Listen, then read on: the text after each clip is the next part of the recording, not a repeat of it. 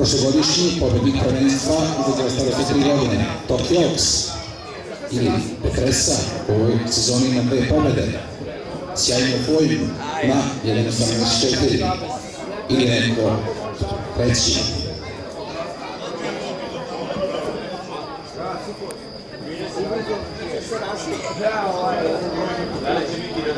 Što je Ivica? Pozdravljam. Start pete kasačke trke upravo je pušten. Protivno razvoj događaja neposredno nakon starta. Glory Gap siguran na startu i preuzima lidersku poziciju. Prati ga Tokiox sa Zorneji. Prva odluka sudijskog kolegijuma. Zbog dugog galopa isključenje galostartni broj 6 Latisana vozač Goran Semenković. Glory Gap je pretrčao prvih 500 metara i izdržava vodeću poziciju. Sa dužinom razlike prati ga Tokiox na drugoj poziciji. Na trećoj poziciji borba Frisco Panamaox, na 5. poziciji Petresa.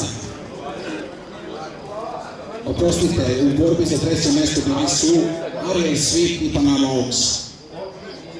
Panamaox je sa 4. pozicije izašao na 3. na drugoj poziciji dalje Tokiox, a vodeći Glory Gap.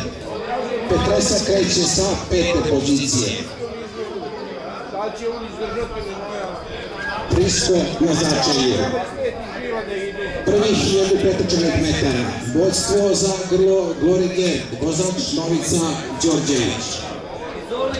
Veoma nesiguran u prvim startovima na hipodromu u Beogradu i Požarevcu, a sada drži lidersku poziciju pod vodstvom Novice Đorđevića. Razlika u odnosu na Tokioxa možda 2 dužine koje je na drugoj poziciji.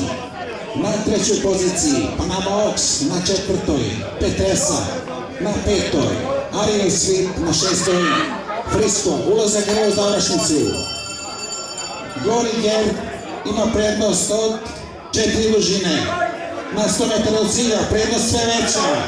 Očekujemo raste događaja u borbi za 2. i 3. mesto. Siguran je Glory Gap. Ko je drugi? Petresa ili Tokio?